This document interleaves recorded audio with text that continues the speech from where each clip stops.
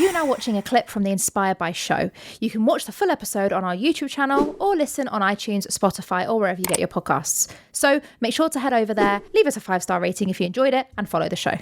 You were friends from the reality TV shows that you knew each other through and whatever. Why Playtime podcast first? Because that Playtime podcast came before Playtime Productions. So, what came first, the egg or the chicken? Chicken or the egg. So basically, Miles and I used to hang out all the time at his place. We used to gym together. We used to literally do everything together. And we used to be back at his flat, just like messing about, chatting, having Wagamamas. And just like we were like one day, I think I was just like, should we just like do a podcast and just film what so this happened in the stint when he just came out of Love Island, and for 6 months you didn't have a structure of work, right? So you were also still figuring out, what am I doing? And I was trying to help you out as well with like influencing and like you remember you did a day of influencing, we did photos, it was like 6 hours, you're like, God, I was exhausted. I was like, I told you, it's not that easy being an influencer. But and we were chatting shit most of the day, and it was really fun, and we were having that time. Was it summer as well? It was summer, end of summer. At that point as well, we were both very single. We were like, a lot of our chats were about dating. We were talking about dating, girls, that type of stuff. We're a little bit like a little bit less mature than we are now as well. And it was Charlie who came up to me and said, why don't we start a podcast? And I was like, yeah, cool. I wasn't really sure about it because I tried to do a podcast a year prior with another friend, and it didn't work out. It's really complicated to start a podcast, as you know. And there's a lot of work into it. There's a lot of money into it. There's loads of things.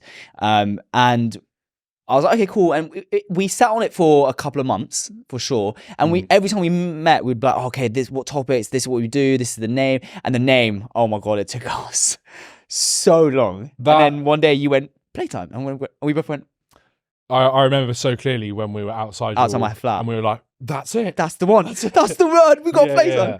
And then what happened was, we then went to. I said, "I don't want to get a studio. I want to buy the equipment." So I did a personal investment, bought our mics, no cameras, just the mics and the system to plug everything in. And we recorded at my flat, which was probably one of my most of the favorite days, because it was very like on the couch, just chatting, and like we had our iPhones for the cameras, which, by the way, if you're starting a podcast and you don't, obviously come to Playtime Productions later on, but if you, on a very small budget, one thing, a little intel in this is iPhones film continuously without stopping, so you don't have to worry about normal camcorders can sometimes stop at 25 minutes, DSLRs, whereas a iPhone can record, obviously if you've got data, space. So those you literally put them on landscape, film the whole thing, no problem.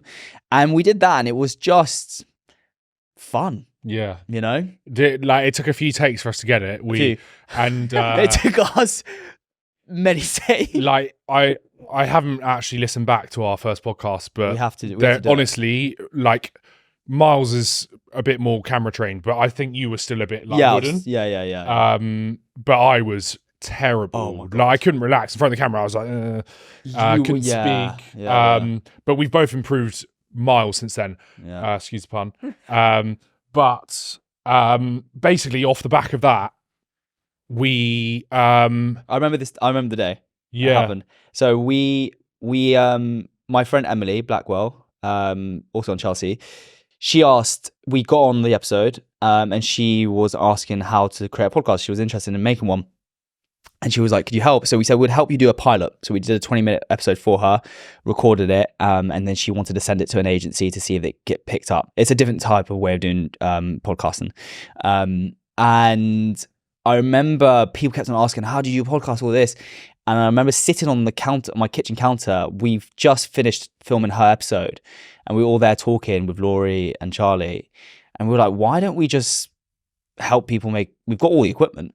And also Laurie had just come on. Also, we got to a point where we were filming on our phones, and then Laurie came in because I knew him because he helped me try to do my podcast the year before, and it was terrible and never worked out. And I was like, I know this guy. So he came in, he's got all his cameras. He had, the cameras that we have. Well, these are new ones, but he had his 3 cameras set up. So he comes to the house every week, filmed, and then we kind of just said, why don't we help people create podcasts? Because Emily wanted one, and I'd say the main thing that we wanted to address was we realized how expensive it is, first up, and how difficult it is to coordinate all the different elements. So with producing a podcast, if you don't know, you obviously need to have the equipment, the cameras, the producer, the cameraman, the editors, someone coordinating all of this to make sure it's all running smoothly and streamlined. The audio. The studio, the audio, how to distribute it. There's multiple different elements. And what we wanted to do was centralize it in one place. The podcaster turns up, we literally handle the rest, and they just pay us